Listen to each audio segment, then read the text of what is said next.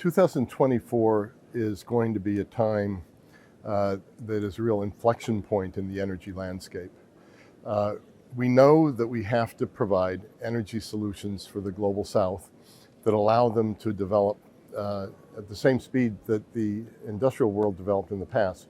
But how do you do that in such a way that is cleaner energy, more renewables energy, and that can only be with the support of the global north. And so I think this COP28 leading into our Global Energy Forum, our 8th Global Energy Forum, I think it's going to be a big focus on the equitable energy mix.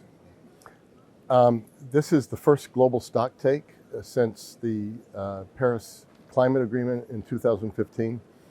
And I think there's good sides and bad sides. The good sides is we've deployed more renewable energy than we ever anticipated.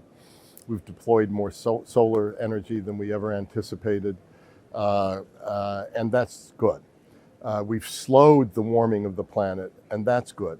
But we haven't stopped the warming of the planet, and at the current trajectory, we could reach disastrous levels. So this is a solutions COP. It's a global stock take COP, but it's also a solutions COP. Where can we find the solutions? I think what sets this COP apart is one's bringing together the traditional voices from the climate community, but one's bringing in,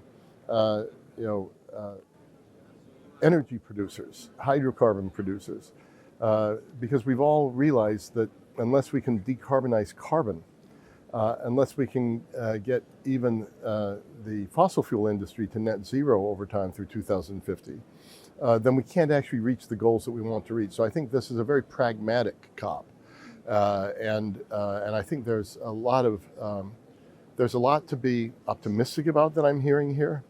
Solutions for the global south, solutions for methane. Technology is moving ahead in many important respects, but there's also a lot to be concerned about. So people ask me, am I an optimist or am I a pessimist coming away attending this COP? And I say that I'm an optimist who worries a lot. So there are two issues. One of them is the global economy, and the other is nuclear energy. So in terms of the global economy, the slowing of China is a large concern at the moment, and it's good that the U.S. Growth has held up.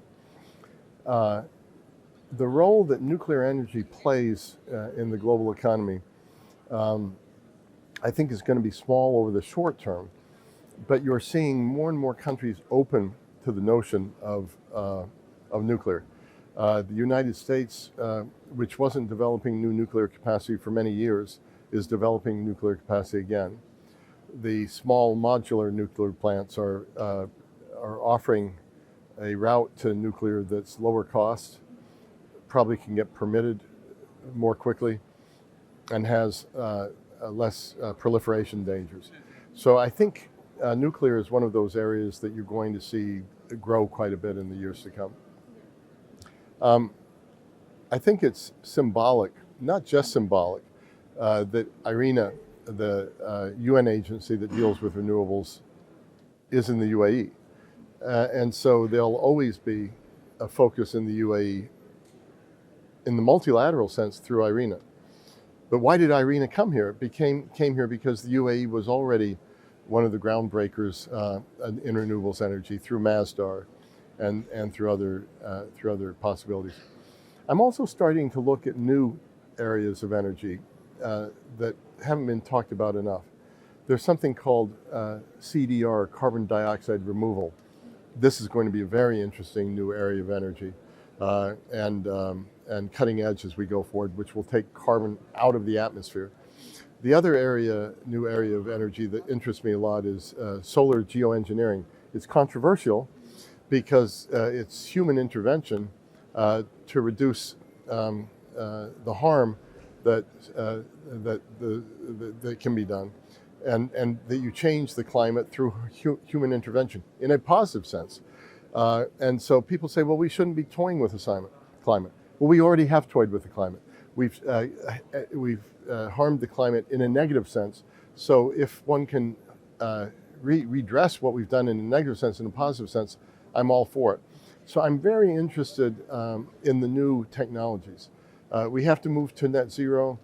We have to cut emissions. We have to do all the things we're doing, put more and more renewables in place. But I think a lot of the attention has to also be in new technologies, all the way from battery technologies to potentially solar geoengineering.